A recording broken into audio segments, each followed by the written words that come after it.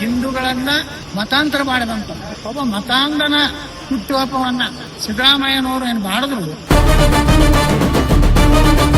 ಸುಮ್ಮನೆ ಕುರ್ಚಿನಲ್ಲಿ ಕೂತ್ಕೊಂಡು ಅಲ್ಲಿ ಎಲ್ಲಿ ನಿಂತ್ಕೊಂಡು ಸುಮ್ಮನೆ ಅದು ಕಪ್ ಬಾವುಟವನ್ನು ಪ್ರದರ್ಶನ ಮಾಡ್ತಾ ಇದ್ರೆ, ಕಪ್ ಅಂಗಿ ಹಾಕೊಂಡು ಬರ್ತಾ ಇದ್ರೆ ಅಷ್ಟೇನಾ?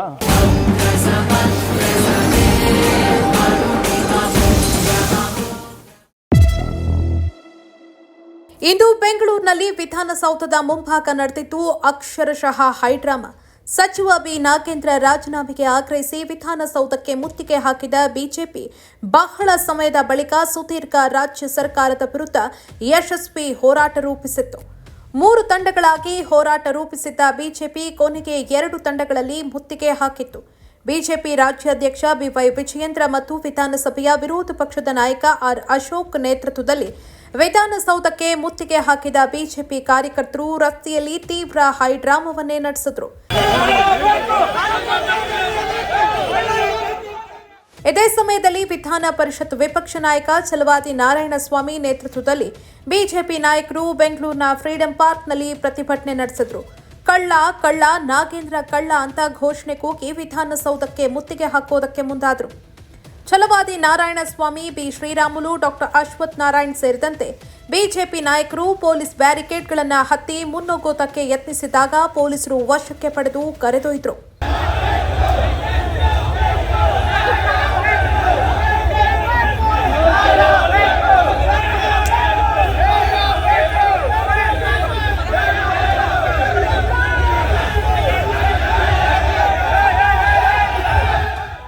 ಇತ್ತ ವಿಪಕ್ಷ ಬಿಜೆಪಿ ಪ್ರತಿಭಟನೆಗೆ ರಾಜ್ಯ ಸರ್ಕಾರ ಟೀಕಿಸಿದ್ದು, ಫ್ರೀಡಂ ಪಾರ್ಕ್ನಲ್ಲಿ ಬಿಜೆಪಿಯವರು ಏನ್ ಬೇಕಾದರೂ ಮಾಡಿಕೊಳ್ಳಿ ಅಂತ ಗೃಹ ಸಚಿವ ಪ್ರಿಯಾಂಕ ಖರ್ಗೆ ಹೇಳಿದ್ದಾರೆ. ಮುಖ್ಯಮಂತ್ರಿ ಡಿಕೆ ಶಿವಕುಮಾರ್ ಯಾವುದೇ ಪ್ರತಿಕ್ರಿಯೆ ನೀಡದೆ ಕೈ ಮುಗಿದು ತೆರಳಿದ್ದಾರೆ. ನೋಡಿ ಇವರೇ, ಈ ನನಗೆ ಮಾಧ್ಯಮ ಸ್ನೇಹಿತರು ತಾವು ಸಲಹೆ ನೀಡಿ ನೀವು ಇನ್ನೇನು ಮಾಡ್ಬೇಕು ನಾವು ಹೇಳಿ. ಕನ್ವಿಕ್ಟ್ ಆಗಿದ್ದಾರಾ? CID-ನಲ್ಲಿದೆಯಾ, SIT-ನಲ್ಲಿ ಅವ್ರ ಹೆಸರಿದೆಯಾ? CBI ಸೆಕೆಂಡ್ ಚಾರ್ಜ್ ಶೀಟ್ನಲ್ಲಿ ಹೇಗೆ ಬಂದಿದೆ ಅಂತ ತಮಗೆಲ್ಲರಿಗೂ ಗೊತ್ತಿದೆ.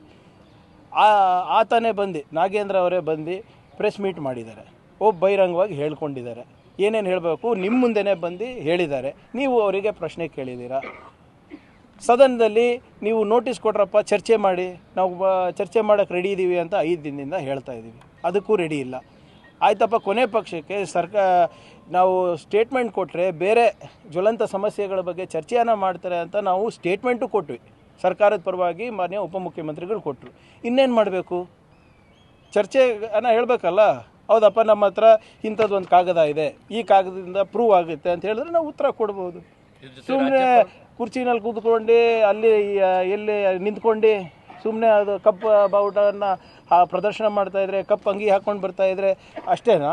ಫ್ಯಾಕ್ಟ್ಸ್ ಏನಿಲ್ವಾ ಸರ್? CBIಗೆ ಪ್ರಾಸಿಕ್ಯೂಷನ್ ಕೊಡಬಹುದು ಅನ್ನುವಂಥ ಚರ್ಚೆಗಳಾಗ್ತದೆ. ಕೊಡಲಿ. ಪ್ರಾಸಿಕ್ಯೂಷನ್ ಅಂದರೆ ಏನಿವ್ರೆ, it's a legal process to commence criminal proceedings. ಕೊಡಲಿ, ಅವ್ರು ಹೋಗಿ ಕೋರ್ಟಲ್ಲಿ ಏನು ಮಾಡಬೇಕೋ ಮಾಡ್ತಾರೆ. ನಾವೆಲ್ಲೇ ಇಲ್ಲ ಅಂದಿದ್ದೀವಿ. CBI ಚಾರ್ಜ್ ಶೀಟ್ ನೀವು ನೋಡಿದ್ದೀರಾ? ಗವರ್ನರ್ ನೋಡಿದ್ದಾರಾ? ಸರ್ಕಾರ ನೋಡಿದೆಯಾ? ಇಲ್ಲ. So we don't know what is there in the charge sheet. ಪ್ರಾಸಿಕ್ಯೂಷನ್ಗೆ ಕೇಳಿದ್ದಾರೆ.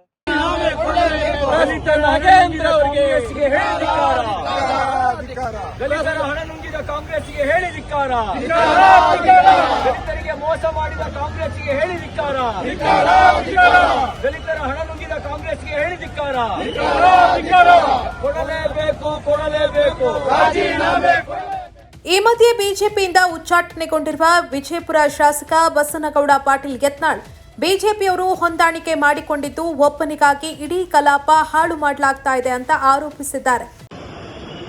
ಇವತ್ತು ಹೊಂದಾಣಿಕೆ ಮಾಡ್ಕೊಂಡಿದ್ದಲೇ ಸದನ ನಡೀತಾ ಇಲ್ಲ. ಸದನಕ್ಕೆ ಡೈರೆಕ್ಷನ್ ಅವರೇ ಕೊಡ್ತಾ ಇದ್ದಾರೆ. ನಾವು ಧರಣಿ ಕೂಗ್ತೀವಿ, ನೀವೆಲ್ಲ ಬಿಲ್ ಪಾಸ್ ಮಾಡ್ತೀವಿ, ನೀವು ಅಂಬಿ ಚುಪ್ ತುಂಬಿ ಚುಪ್ ನಡೆದ್ರೆ. ಪ್ರಧಾನಮಂತ್ರಿಗಳಿಗೆ, ಈ ದೇಶದ ಪ್ರಾಮಾಣಿಕ ಪ್ರಧಾನಮಂತ್ರಿಗಳಿಗೆ ಅದಾನಿಯ ಚೀಲ ಅಂತ ಹೇಳ್ತಾರೆ, ಏಜೆಂಟ್ ಅಂತ ಹೇಳ್ತಾರೆ. ಅಮಿತ್ ಶಾ ಅವರಿಗೆ ಅದಾನಿಯ ಚೀಲ ಅಂತ ಹೇಳ್ತಾರೆ. ಮತ್ತು ರಾಹುಲ್ ಗಾಂಧಿ ಮತ್ತು ಪ್ರಿಯಾಂಕಾ ವಡ್ರಾ ಒಂದು ಸುಮ್ಮನೆ ಅವ್ರ ಲಗ್ನಕ್ಕೆ ಸಹಿತ ಹೋಗುವುದಲ್ಲ. ಆದ್ರೆ ಈ ರಾಜ್ಯದ ಮುಖ್ಯಮಂತ್ರಿ ಅವರ ಮದುವೆಗೆ ಹೋಗ್ತಾರೆ, ಯಾರು ರಿಲಯನ್ಸ್ ಅಂಬಾನಿ. ಅಂದ್ರೆ ರಾಹುಲ್ ಗಾಂಧಿಗೆ ಪ್ರಿಯಾಂಕಾ ವಡ್ರಾ ತಮ್ಮ ಪಕ್ಷದಲ್ಲೇ ಕಟ್ಸೋ ಇಲ್ಲ. ಅವ್ನಿಗೆ ಕೇರ್ ಮಾಡ್ತಾ ಇಲ್ಲ. ಅದಾನಿ ಅವ್ರು ಭೇಟಿ ಆಗ್ಲಿಕ್ಕೆ ಬಂದಾಗ ಛತ್ರಿ ಯಾಕೆ ಹಿಡಿದಿತ್ತು? ಮುಖ ಯಾಕೆ ಮುಚ್ಕೊಂಡು ನೀವು ಭೇಟಿ ಆಗ್ತೀರಿ? ನಿಮ್ಗೆ ದಮ್ಮು ತಾಕತ್ತಿಲ್ಲ. ಏನಾದ್ರು ತೆಗೆದ್ರೆ ಅವರು ಅದಾನಿ ಹೊರಗೆ ಬರುವುದೆಲ್ಲ ಎಲ್ಲ ಮಾಧ್ಯಮಗಳಲ್ಲಿ ದೃಶ್ಯ ಮಾಧ್ಯಮ ಬಂದಿದೆ. ಒಂದು ಛತ್ರಿ ಹಿಡಿದ್ರಿಂದ ಏನ್ ಲಾಭ? ಏನಾದ್ರು ಛತ್ರಿ ಬುಲೆಟ್ ಪ್ರೂಫ್ ಅಥವಾ ಅಲ್ಲಿ ಯಾರಾದ್ರೂ ಗುಂಡು ಹಾಕ್ಲಿಕ್ಕೆ ಬರೋದಿಲ್ಲ ಅದಾನಿಗೆ. ಈ ರೀತಿ ನಿನ್ನೆ ಅದು ಎಲ್ಲ ಇವು ಚರ್ಚೆ ಆಗ್ಬೇಕಾಗಿತ್ತು ವಿಧಾನಸಭೆ. ದುರ್ದೈವ ಇವರು ಸಹ ನಾವು ಅಹೋರಾತ್ರಿ ಧರಣಿ ಮಾಡ್ತೀನಿ ಅಂದ್ರು. ಈಗ 3 ಗಂಟೆಗೆ ಸದನ ಕರೀತಾರೆ. ಬಿಲ್ ಎಲ್ಲ ಪಾಸ್ ಆಗ್ಯಾವ. ನನಗೆ ಅನಿಸ್ತಾ ಇದೆ ಇವತ್ತೇ ಅಡ್ಜನ್ ಆಗ್ತದೆ. ಹೋರಾಟದ ಧರಣಿಗೆ ನೀವೇನಾದ್ರು ಸಾಥ್ ಕೊಡ್ತೀರಾ ಸರ್? ನಾವು ಎದಕ್ಕೆ ಸಾಥ್ ಕೊಡ್ಬೇಕು? ನಾವು ಚರ್ಚೆ ಮಾಡ್ಬೇಕು. ನಾವು ಚರ್ಚೆ ಮಾಡಕ್ ಬಂದಿವಿ. ಈ 7 ದಿವಸ ನೀವು ಧರಣಿ ಮಾಡಿದ್ರಲ್ಲ, 6 ದಿವಸ, ಸೋಮವಾರದಿಂದ ಶುಕ್ರವಾರ, ಇವತ್ತು ಸೋಮವಾರ, 6 ದಿವಸದ ಧರಣಿಯ ಫಲಪ್ರದ ಏನು? ನೀವು ಹಿಂದೆ ಬೆಂಗಳೂರಿನಿಂದ ಮೈಸೂರು ಮೂಡ ಹೋರಾಟ ಮಾಡಿದ್ರಿ ಪಾದಯಾತ್ರೆ. ಏನ್ ಹೇಳಿದ್ರು ರಾಜ್ಯಾಧ್ಯಕ್ಷ? ನಾನು ಮೈಸೂರು ಮುಟ್ಟೊಳಗಾಗಿ ಸಿದ್ದರಾಮಯ್ಯ ರಾಜೀನಾಮೆ ಮುಂದೆ ಒಂದು ವರ್ಷ 1.5 ವರ್ಷ ಮುಖ್ಯಮಂತ್ರಿ ಆಗ್ಬೇಕು. ಈ ನಾಗೇಂದ್ರ ಹೋರಾಟ ಮಾಡಕತ್ತೀವಿ. ಪಾಪ ನಾಗೇಂದ್ರನ ಒಂದೇ ಆಕ್ಟ್ ಆಗತ್ತೆ ಮಾಡ್ತೀವಿ. ನಾಗೇಂದ್ರ ಈಗಾಗಲೇ ನಾವು ಏನು ಹೈಕೋರ್ಟ್ ನಲ್ಲಿ CBI ತನಿಖೆಗೆ ರಮೇಶ್ ಜಾರಕಿಹೊಳಿ, ನಾನು, ಕುಮಾರ್ ಬಂಗಾರಪ್ಪ, ಅರವಿಂದ್ ಲಿಂಬಾವಳಿ ಎಲ್ಲರೂ ಕೂಡ ಹಾಕಿವಿ. ಈಗ ನಡೆದಿದೆ. ಅವರು ರಾಜ್ಯಪಾಲರ ಇದನ್ನು ಕೇಳಿದ್ದಾರೆ. ಅವ್ರ ಮೇಲೆ ಪ್ರಾಸಿಕ್ಯೂಷನ್ಗೆ ಅನುಮತಿ ಕೇಳಿದ್ದಾರೆ. ಇಷ್ಟೆಲ್ಲ ಹಂತ ಆಗಿದೆ. ಈಗ ನಮ್ಮ ಟಾರ್ಗೆಟ್ DK ಶಿವಕುಮಾರ್ ಅವ್ರ ಸರ್ಕಾರ. ಇದರ ಜೊತೆ ನಾಗೇಂದ್ರ ರಾಜೀನಾಮೆಗೆ ಒತ್ತಾಯಿಸಿ ಬಿಜೆಪಿ ಇಂದು ವಿಧಾನಸಭೆಯಲ್ಲಿ ಅಹೋರಾತ್ರಿ ಪ್ರತಿಭಟನೆ ಘೋಷಣೆ ಮಾಡಿದೆ. ಗದ್ದಲ ಮುಂದುವರಿಯುವ ಕಾರಣ ನಾಳೆಗೆ ಮಳೆಗಾಲದ ಅಧಿವೇಶನ ಅನಿರ್ದಿಷ್ಟಾವಧಿಗೆ ಮುಂದೂಡಲ್ಪಡುವ ಸಾಧ್ಯತೆ ಇದೆ.